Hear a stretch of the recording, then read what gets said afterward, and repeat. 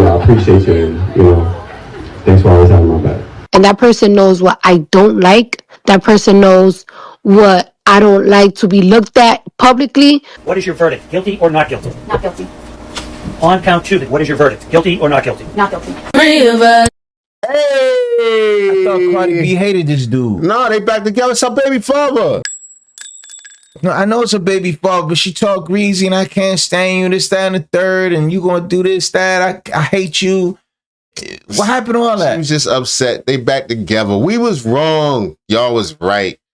First of all, you gotta understand, baby mothers, baby fathers, y'all gotta break up at least 5 times, at least 6 times in the same calendar year before it's officially broke up. Minimum. What's up, guys? It's your girl Riva, and I'm back again with another video.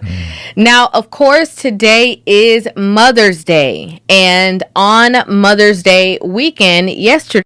Today is Mother's Day. Shout out to all the mothers out there. Word to your mother. Stefon Diggs actually ended up hosting an event, and you know, it is going viral on social media because not only was Cardi B in attendance of the event, they were very, you know, all over each other, lovey-dovey. And so it brings people to talk about, you know, everything that happened with his court case, you know, the accuser on social media speaking out. There is a lot to get into. So, of course, I'm going to give you guys my thoughts, my feelings, and my opinion on this entire situation. Throughout my life, even when I was young, when I was a kid, my mom worked a lot. She sacrificed a whole lot since I was born, and from what I know. Late nights and early mornings. You know what I'm saying? She came home, did everything she could to provide for her family. She kind of was that Wonder Woman, that Superwoman. You know what I'm saying? Unimaginable. I'm forever indebted to my mom. Everything she did for me, it is true. When things got super hard for me, I got in a little trouble when I was younger, and I remember the only phone call I knew by heart, only phone call I had, and the number I knew by heart was my mom's. You know what I'm saying? I called my mom. She came to try to rescue me as much as she could. Just the many sacrifices that my mom kind of laid down early for me. It kind of showed me that life is bigger than you. It's not all about you. You know what I'm saying? Sacrifice for your family and the people around you. What you're willing to do, it should be, you know, should be no limit. And then I'm just thankful because she never gave up on me. You know what I'm saying? She always loved me up. She was my mama, but she was my homie too. You know what I'm saying? Like, I'm far from perfect. I've never been perfect, but my mama met me where I was at. You know what I'm saying? She appreciated it to me. She knew I was working on it.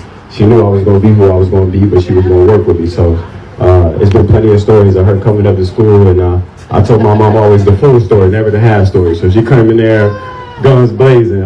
I just appreciate her always having my back and understanding that no man is perfect. You know what I'm saying? Meet me where I am, and as I grow into who I'm supposed to be, rock with me. You know what I'm saying? Don't give up on me and stay by my side. I'm gonna see that we get through it at all times. So my mom, I'm forever indebted in. She can have anything she wants. You know what I'm saying? She'll be taking advantage of that a little bit, but I'm forever indebted to you. I love you. I appreciate you. I'll never forsake you. I'll never leave your side. You'll never have to worry about that. So hopefully this event shows you that there's another level of appreciation. Get you a little decompressed, little lemon, little massage. Just want you to know I love you. I appreciate you. And, you know, thanks for always having my back.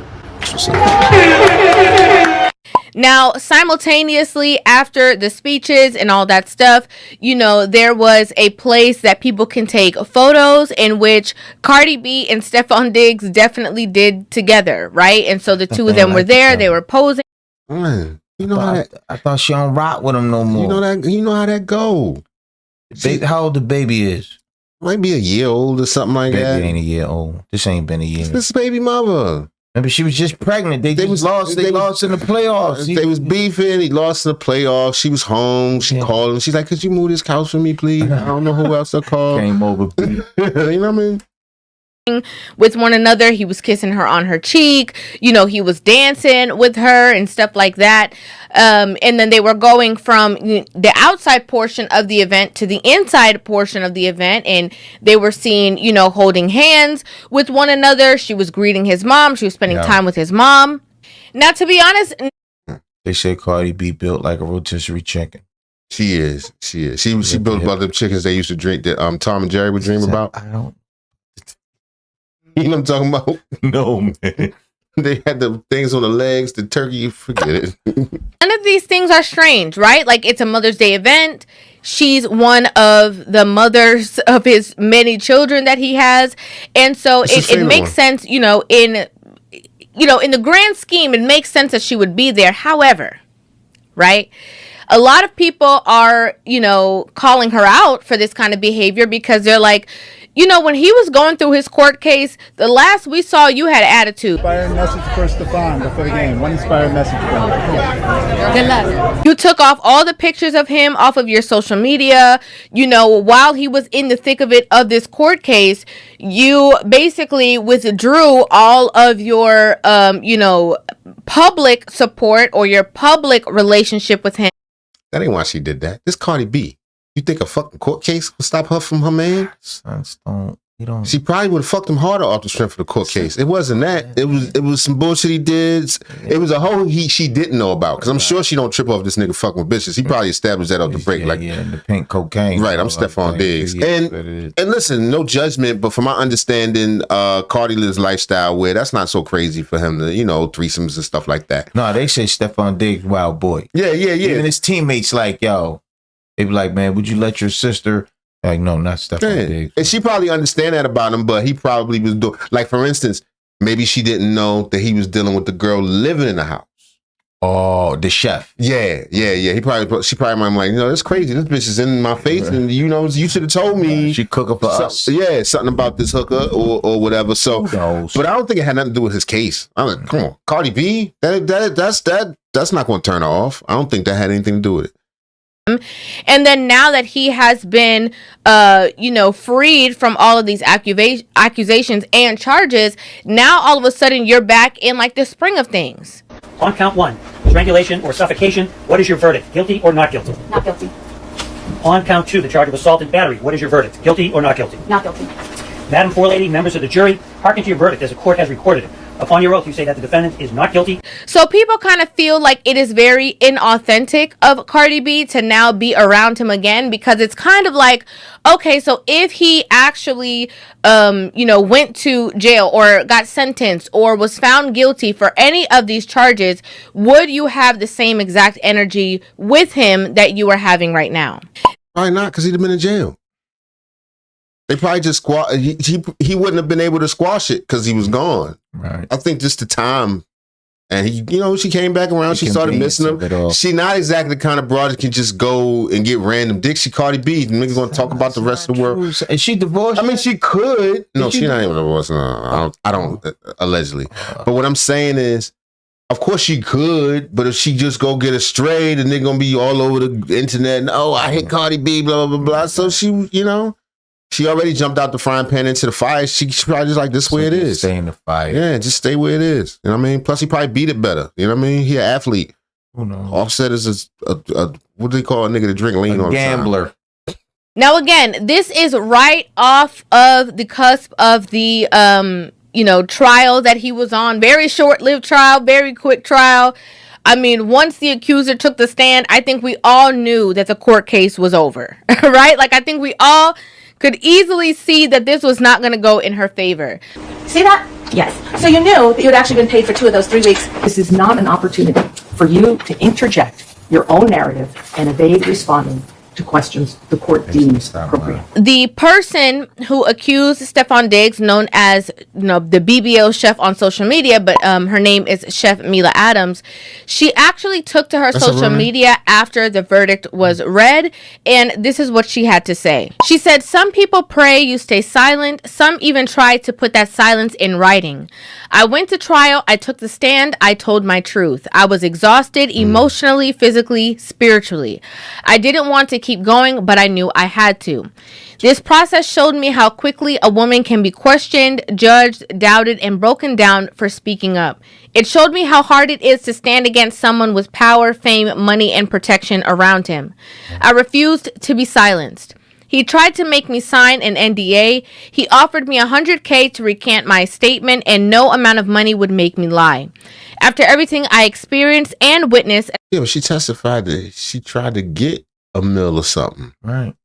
Did he offer you that or you asked for that? What are you talking about? They show video of her hours later after the so-called assault where she was doing the dance and shaking. And yeah, but that's what you do after somebody choke you. That's your I can breathe dance. I'm alive. especially in that house, I refused. I will always refuse to sign away my voice. The verdict hurt. But what cut deeper was hearing events described in ways I know were not true and realizing how little the system did to protect me, prepare me, or treat me like I mattered. Now, what's gonna hurt is when they reverse the charges on her. If you get charged, that will make the difference, and they start coming garnishing her wages or something like that. Right, they're gonna sue her for a choking back choke. Not a back choke. A verdict does not erase what happened to me. Not guilty does not mean I lied. Not guilty does not mean I am broken. Not guilty does not mean I will disappear. I know what I lived through. He knows what happened, and the people who know him know the truth too. Can we just be honest about something? Okay? Nothing changed the public narrative enough. Like, because I feel, right, before we even get to that, I feel personally like people were on her side. Right? Like, people were like, yeah, he seemed kind of low down. Like, you know, that's what the people saying. They were like, yeah, he, you know, all these babies he had in 1 year, I could see him being trifling. I could see him doing foolishness. You know, what that got to do with choking somebody? No. I mean, y'all gonna get so mad, y'all gonna do something to make one choke you? That's what you're saying? Right. Because a bunch of babies don't mean you choke. Unless they people were kind of on her side. But the minute that she was out there shucking and jiving, okay, and this was... She had a little mock neck on. She was happy. Listen. It has nothing to do with it, man. If you've been harmed, if a sense of sorrow, like, oh my God, this just happened to me. Is that what you doing? She not looking at it like that. She looking at it like, I'm alive. If you just got off an airplane that almost crashed, you're gonna do a little dance. You're gonna be happy. All right, let it spin. She got a passenger almost crashed. You just got off an airplane. You're gonna do what? You're like, woo! Thank God. That's the thank God dance. She happy. Oh, what it feels. That's the I can breathe. A couple of hours after the alleged incident happened where he harmed her. Saying you put a little mock neck bodysuit, did a little dance. Yeah, man. Nobody was buying it. She ended up making another post, a lengthy post, in which she called out the hair braider that she accused. If you guys remember, she basically, when she was on the stand and was questioned, she basically was making allegations that pretty much every woman that worked with him or work up under him is sleeping with him, right? When you were with Shy and Tali for that week in New York City, you didn't say anything to them about I don't know Tali. I just met Tali. When you were with Shy and Tali for that week in New York City, you didn't say anything to them about I don't know Tali. I just met Tali on the night of December the 2nd. Okay. Shy Charles has her own, it's a personal relationship with Stefon. And so the hair braider that she accused of sleeping with him ended up actually coming on to social media to defend herself. Hi, my name is Shy Charles. Many of you might know me for owning a hair salon in Brooklyn. Many of you might know me for doing certain celebrity braids. And I guess I just need to tell who I am. Anybody knows me, know how I am. They know, I don't even want to say, ask anybody who know me. Ask my staff at the salon, ask anybody that. She bleached out, plus she was dark skinned on the other picture. She not bleached out. We seen her whole frame. She got body. Yeah, she got body. She she need to be light skinned. Plus, she's Jamaican or something. You know how they is. You know they like to bleach. I did my bleach on them skin. Has interacted with me. They know how genuine I am. I work hard. I'm a person of integrity. I am very professional. Ask any one of my clients. So it's so disheartening to come in here at 2:40 a.m. in the morning to give us story time, to speak about my credibility and my integrity and my professionalism, because it goes without saying.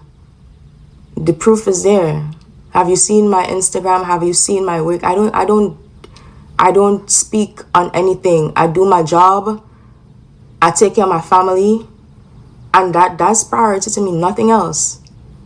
My job, my business, my family. That's it. Nothing else. I don't like any extraness. It's like she got on gloves. That's it.